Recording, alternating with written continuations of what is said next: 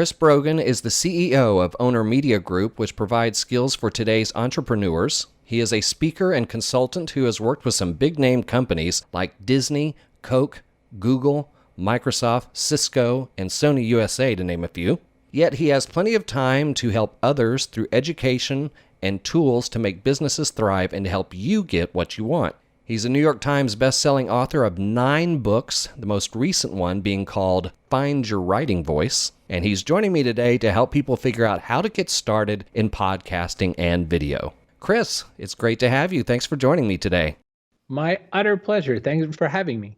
It's my pleasure as well, and I've been looking forward to this conversation because I know that we have a lot in common, especially when it comes to how we approach content. But here we are talking about getting started for people who've never done some of this stuff before. And I know that when I've talked to a lot of businesses that have considered video or podcasting, they start running into that challenge where they don't really know where to start, and it gets overwhelming, and then it never takes off. Would you say a good first step for those people is to maybe identify whether or not video or podcast would even work for that company, or do you find that it's almost always possible to do some form of content like podcasting for just about any industry or space? I think that anyone who has a sort of predilection for storytelling can make anything interesting. Mm-hmm. I'll tell you a really weird example of this. I was in Lewiston, Maine, of all places, getting ready to speak at a group of public radio people. Mm-hmm. And there was a guy at the counter, and this guy was a roof guy. And that was his whole life. He fixed roofs. And he was sitting there, and I was sitting a little bit away from him, and I'm having a meal. And I watched this guy get approached by so many people, one after another. It was like, it's like watching a mafia movie or something. And this is the dawn. And I'm like, what is with this guy? So I just said, I am so sorry to interrupt you, but clearly you're used to it. What the hell? Yeah. And he says, yeah, well, I eat here breakfast, lunch, and dinner so that people know where to find me. And a lot of times people come in here and ask for an estimate or ask, I heard you're the guy to go to and whatever. I said, I know, but I saw you get like 8 jobs and just having my breakfast. And he said, yeah. And he goes, this is every day. And I said, that's insane. I said, I'm going to guess you have like no web presence. He goes, no. And it was fascinating. So the more we talked, the more I thought this guy was really interesting. And the more I thought this guy has no need in the world to have a podcast or a website or anything. He's absolute anathema to everything I tell every business alive. So I think he could totally have a great show. It would be fascinating. I have no doubt he was a typical Mainer, great storyteller, and it would be great. But I don't think everyone needs to. So I always tell people you don't have to do that. When it comes to getting started, Scott, one of the first things I always try to tell people is, one of the reasons we get so weirded out when we first start is we think everything has to be right and perfect and exactly how it's going to be and all that sort of a thing. Mm-hmm. And so I always tell people to create a trash project first and maybe not even put their name on it. So for instance, I was helping a company figure out blogging, and we made a poker blog. And I was like, the company had nothing to do with poker. And so they all blogged for a little while, and they all got, angry, negative comments and people telling them how wrong they were. And I said, welcome to blogging. Yeah, no kidding. It's the internet. You have an opinion? You're probably wrong. Yes, right. And I can tell you that, that's my favorite first step is work on something that you're not worried about, that you don't think, you'd feel sad if someone said you were a bad person. And I think that the reason is because otherwise it's like when we buy a really fresh, expensive notebook, we never ever write in it because we're like, what if we write something stupid on the page? So I get, I'm a big fan of crappy legal pads because who cares? Yeah, right. Do what you want. Mm-hmm. Well, the other thing is it might make a difference on whether or not your audience is even going to consume something like a podcast. So there are other ways, right? I mean, I've even worked with clients that were developing a show, and it wasn't of interest to them to necessarily do the traditional thing, put it on iTunes and grow audience and all that sort of thing. They just wanted to provide content to their people. So they developed an audio program, and the only way they really shared it was on their site and in an email blast. Yeah, I mean, people, nerds and geeks get really messed up in the minutia of the detail, right? They get messed up in well, that's not a real whatever. These are the people who in other worlds, well, Han fired first and I don't care. And, okay, that's fine. And I always tell people, the difference is between a nerd and a geek. Only nerds care. And someone will be like, no, that would be a geek. And I'd be like, see, you're just making the point. Yeah. Right. And so, I think that if someone wants to record an audio file and send it to a bunch of people in an email, that's great. Someone wants to take a little video on their phone and send it to people on Twitter or whatever. That's swell. I don't care what, platform anyone uses. I mostly point out that they really should probably have some kind of a website, because eventually at the end of the day, you've got to land people somewhere where you can make some potential conversion happen. Exactly. Yeah. Otherwise, it's not business. It's just entertainment. I talk about, content marketing. It's kind of like going fishing, and you've got a big bucket of worms and you get the fish line and the hook. And instead of doing anything with the line and the hook, you just throw the worms over. And of course, the fish are happy, but you didn't get any fish, so you're not eating. And so, there's got to be sort of a business take to it if that's what you're looking to do. Otherwise, you'll sit around wondering, like a lot of other podcasters, how do I make money? Well, you're not trying to make money. You're just making a show. Yeah. And so I think that, we always have to kind of look at that angle. But beyond that, I think people can use whatever tool that they want to tell the story they want to tell. One thing that I've heard you say, and that I love, by the way, is to stop treating people like a wallet. And a common hurdle that I hear from businesses when it comes to whether or not they're going to do something like podcast or video, they have trouble kind of grasping the idea that it can generate revenue or traffic without having to be like a 30-minute commercial about the business.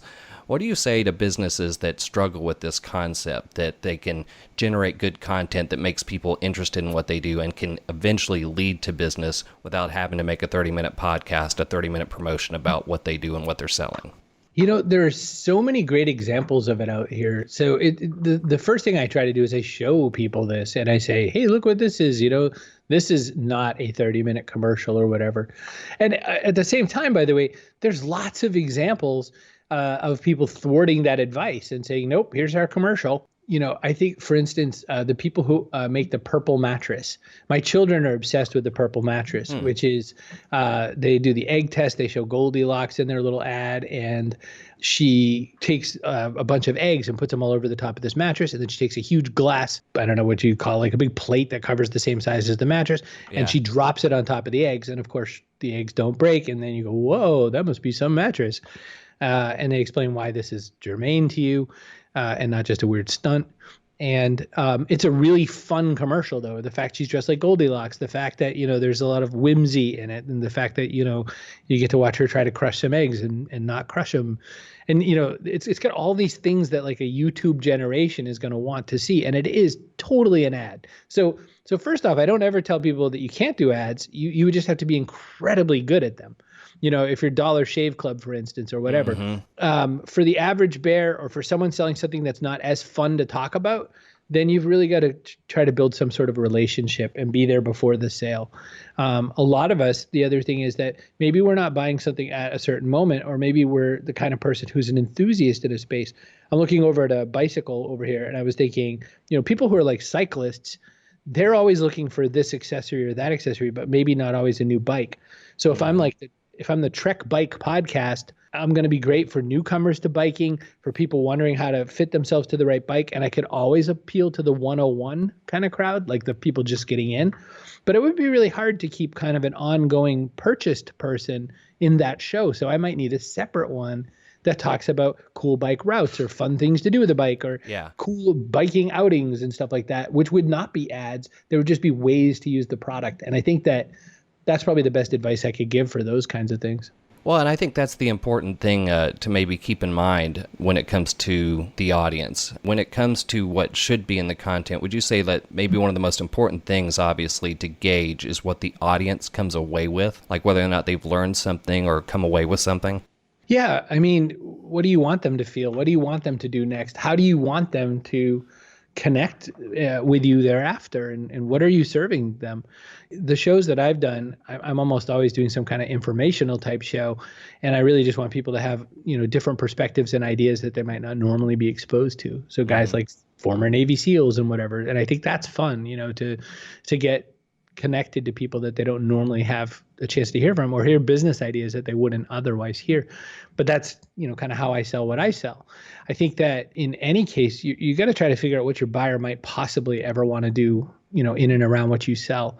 And there's always an example, like you could sell socks and you could make an interesting show out of it. It just takes just enough creativity to figure out how exactly you want to take that, where's the right brain concept in people who like socks? Yeah.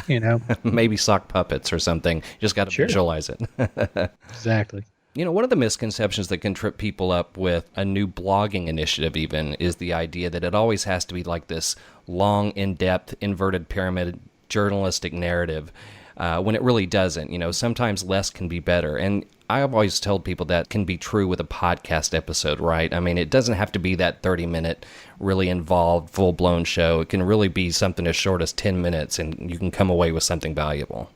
In the top 10 podcasts on any given month are guys like Tim Ferriss and guys like Joe Rogan, who have these multi-hour rambly shows. I know Tim Ferriss personally a bit, and I still don't listen to his show. I wait for my friends to tell me, oh, this was a good one. Yeah. And then they send me, Tim does something great where he says, at minute 9:19, we talk about this. Yeah. I'm like, thank you, Tim. But they're the exceptions to the rule, even though they're in the top whatever downloaded podcast every single month.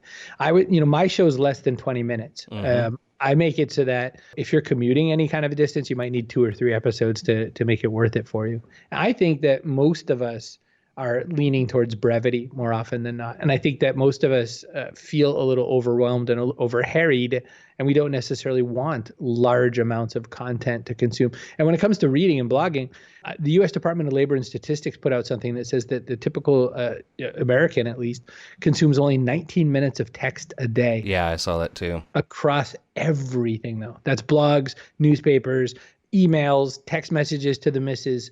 It's 19 minutes a day, period. Yeah. And that should, if you're a blogger trying to write 4,000 word posts, bless your heart. Yeah, because, right. I don't think you're going to get a whole lot of those 19 minutes. That's my take, but I could be wrong. No, absolutely. And, that's another really good example and a pretty good demonstration of why so many companies are taking some of that text off their site and replacing it with like web video and other elements to engage people that aren't going to read. And, I know that we share a lot of the same advice when it comes to developing a podcast, especially when it comes to being genuine and original. Could you just share some of your thoughts on avoiding doing what other people are doing and overdoing like the whole broadcast diction or radio voice thing? By the way, there's so many people who went to some broadcast school and have these incredibly honed voices that were awesome for 20 years ago. And by the way, so one of my friends is this guy, Dave Courvoisier, and he's a TV anchor out of Las Vegas, where my parents live. And Dave is just a wonderful, he looks exactly the part of a local TV anchor who's been there forever and is just a great guy, smart guy, and has always been riding the cusp, but is forever in this like old-fashioned traditional medium. So he does other stuff, and like yourself, he's a voiceover guy and all that. And he says, oh my gosh, probably the hardest thing he ever has to do is not sound like that guy. Yeah. And it's the hardest thing in the world for him not to sound like a professional voiceover guy.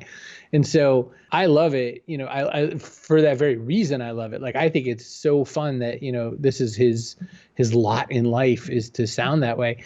And so in my universe, I guess what I most try to do is show people that you can be yourself. You can connect in the way that you want to connect. And I don't know, it seems so weird to me that so many people want to be the Me Too or the also ran. Yeah. You know what I mean? Yes. It seems so strange that they come out of the gate saying, I'm just like this. And that doesn't really work very well in too many mediums for all that long. I mean, you look at bands or whatever, and there's, the band made up the grunge era, for instance. There's like 2 or 3 bands that everyone would cite as making that up. And then there's like 160 bands that we don't remember until someone says, oh, you remember that song they did? That's right. And that's like all we get from them. And so I don't know, why would you want to be one of them?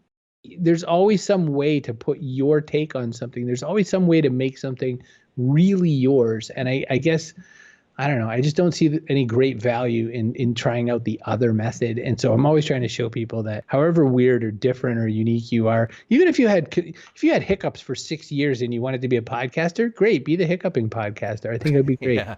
You not only host a podcast, but you're obviously a listener, and you probably learned and picked up some things on both sides of the aisle. And, it's so easy to start off and learn something the hard way when you're putting a podcast together, either as an individual project or even as a business. What are some of the mistakes you think that new podcasters can just avoid just by preparing a little? There's a bunch. I love the question. I think it could be a whole episode unto itself, the way I would Absolutely. ramble about it, but I won't. Well, I mean, I will ramble, but it's not my fault. I would say that first off, look for brevity. Second off, and you said this in one of your blog posts, a great podcast starts in editing, even the first few seconds of the show. And I think that that's a really good point that you made. And I think editing, my ex-wife says editing is good manners. So I like it. Super, super frustrated back in the day when we'd try to listen to a podcast and people would ramble and blabble and oh my gosh, how many shows are trying to emulate AM radio talk show kind of or FM radio talk show guys? Ton. Let's just check in with each other. Hey, how was your weekend, Dave? I'm going to commit suicide and I'm not going to leave a note. And it's your episode that just made me want to do that. So that's one, is don't do that. No one cares about your banter. You think they care about your banter, and they may or may not comment about your banter, but they don't want your banter. I'm sad to report that. They just want the meat. That's right. And if they do start to get to know you and stuff, they're going to like the idiosyncratic stuff, but you've got to put the meat in way ahead of it. No one buys a lettuce sandwich. You got to have we're aware of.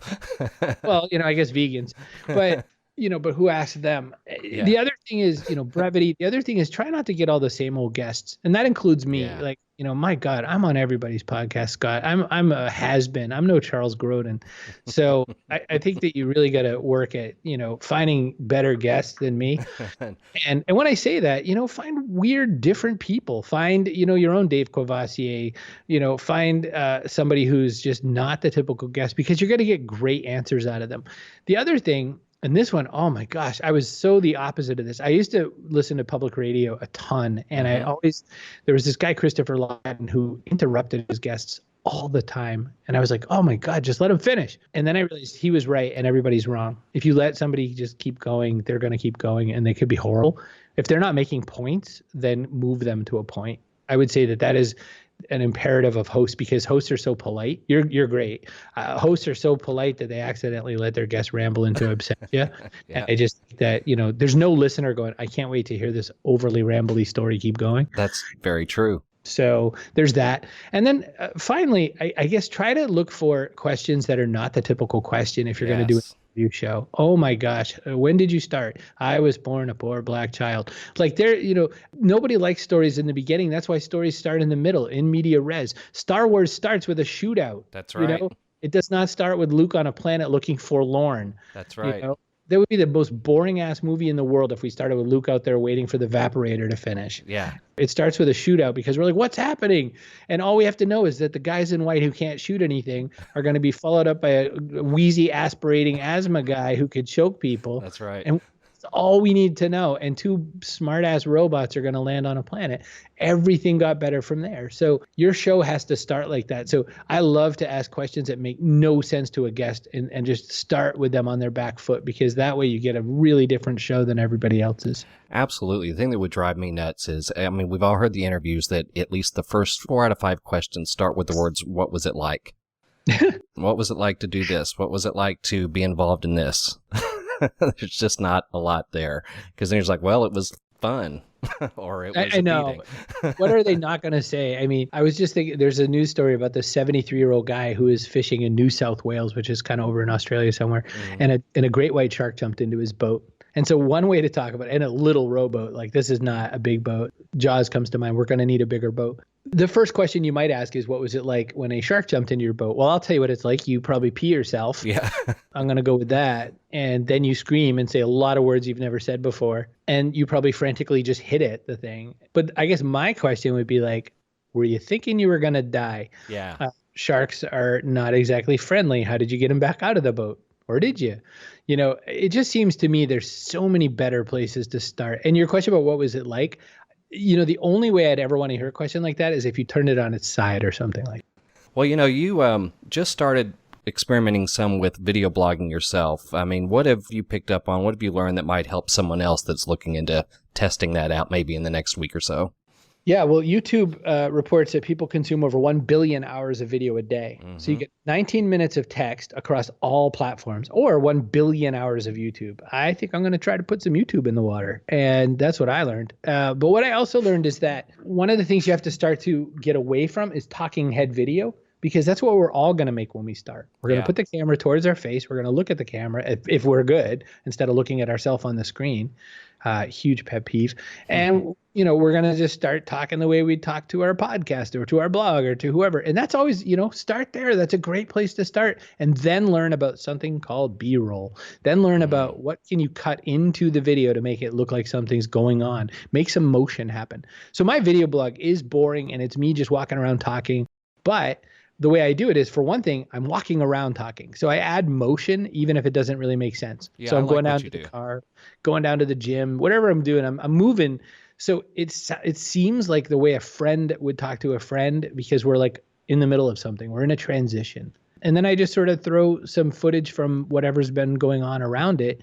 And that's my method right now. And I hope to get even smarter and better at it. But I guess my biggest piece of advice is see what regular TV does and then see what of that you can rip off in your own way. There's a lot of things that you don't want to carry over from TV. But I saw this study one time that said, or a report somewhere saying, TV used to make, when they say switches, it's like from one visual scene to another, or cuts. Yeah. So you're looking at one person's face, then you're looking at the other person's face, then you're looking at both people in the screen. It's a 2-shot, so you just know these cuts, like click, click, click, the person keeps changing. So turn your sound off on any TV show and watch the cuts. And then you'll see, oh, that's interesting. Well, it used to be that cuts went something like in any given in any given minute, there might be 19 cuts in a minute.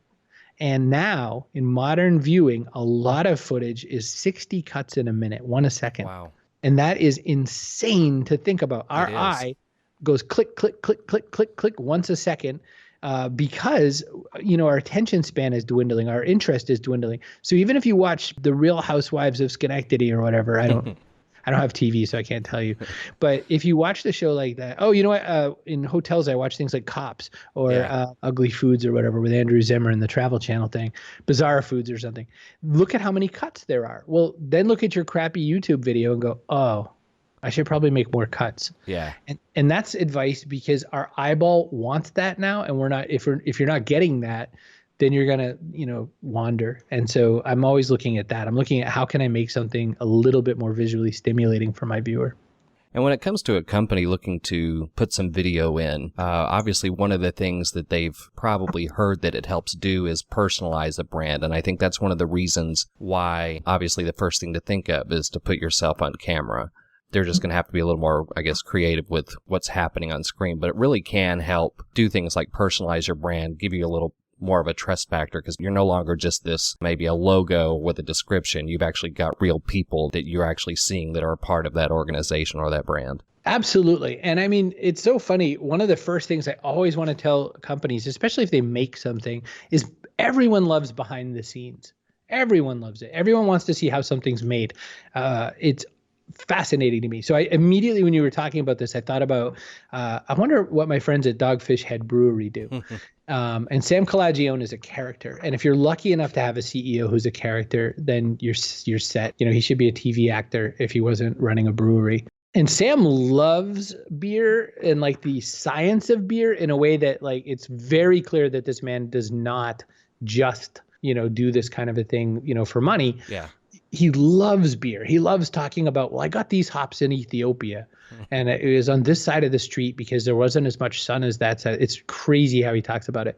So, when you get a behind the scenes with him, he'll show, how did we make this ale, or how did we deal with this Pilsner, or, what does this mean? Or he loves music. So even he and I have done projects like we did this one called When Beer and Music Collide, where we talked to some, indie music record store and did pairings of music and beer. And so there's lots of ways to kind of make a concept go beyond just the basics of here's what we sell. You just have to think, in what way would this be interesting? Look at what Red Bull has done. Red Bull is every bit a media company as much as a drink company that sells a not all that delicious drink. But they have also put people into near Earth orbit, and that's pretty fun. So I think you could always look for that, like how you can make something much more interesting looking.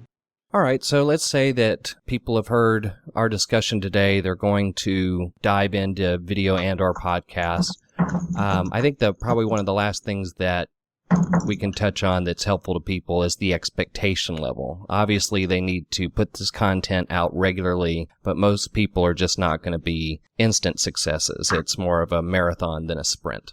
Oh, that's a really, really good point. And I'll give you me as a case study. So I'm I'm weirdly popular in very strange places kind of guy. So for instance, 352,000 people follow me on Twitter. That's kind of a couple. So you'd be like, man, that's a lot of Twitter followers. And I've got like just under 30,000 on my email list and blah, blah, blah. And a few 100,000 people go to my blog every day any day I publish, let's say.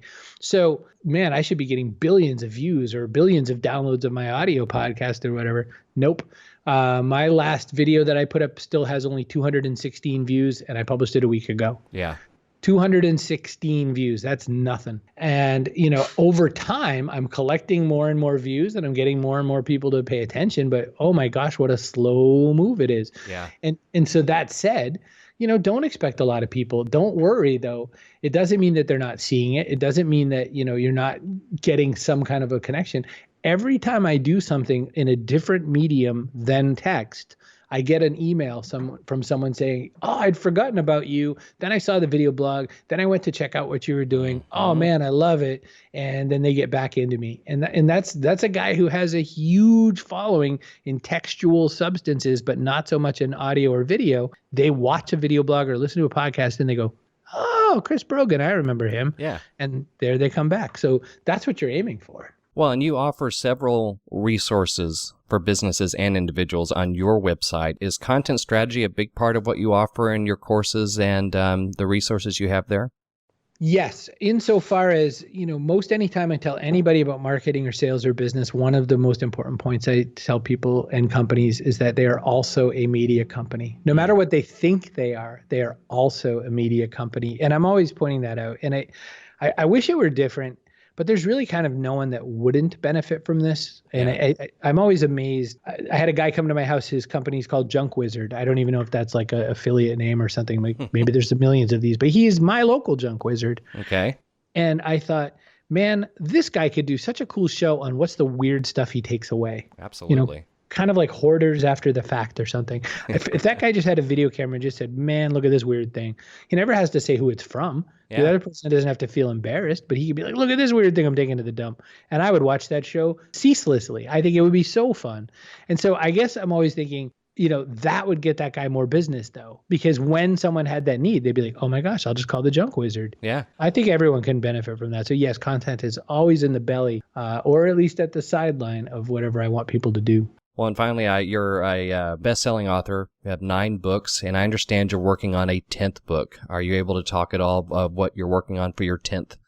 Yes, except it's so tentative still, and it's been a few years. And the only reason I say tentative is because I keep wrecking the project. It's not, my publisher's really nice, but I keep getting certain amount of pages into the book and then going, never mind, I'm not going to write this book. It's a weird place for me because, I've written a bunch of books. This one's with a mainstream author. I've also done, mainstream publisher. Mm-hmm. I've also done self-publishing.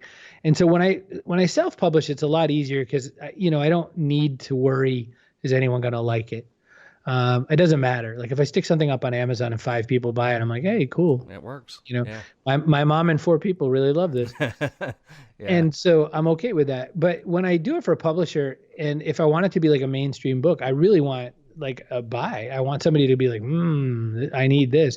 And it, fuels my speaking career and all that sort of a thing. Mm-hmm. And so I really want to make something interesting. And I guess I'm going through a little bit of malaise just thinking, man, there's so many horrible books out there. There's so many like not worth it books. And, even some of my friends have written books that I'm like, well, okay, I kind of see your point. I don't know that you needed 200 pages. Yeah.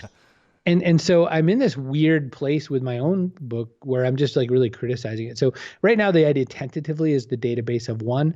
And the idea is like the future of business is a lot more personal.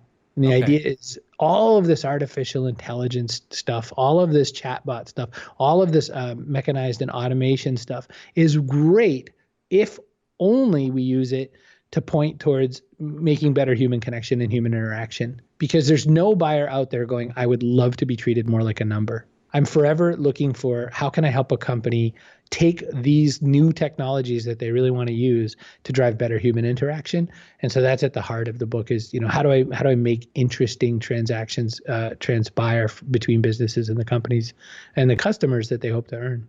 Awesome. Well, I think it's a great concept, and we'll definitely keep an eye out for it as you continue to work on it. And I'll have links to Amazon where people can find your latest book as well as your website so people can see all the resources you offer there. This was a great conversation as expected, and I want to thank you so much for having this great talk on video, podcast, and developing content. And I appreciate your time, and thank you for being here with us today. My pleasure, Senor Murray. It was a great time for myself as well. I love talking with you.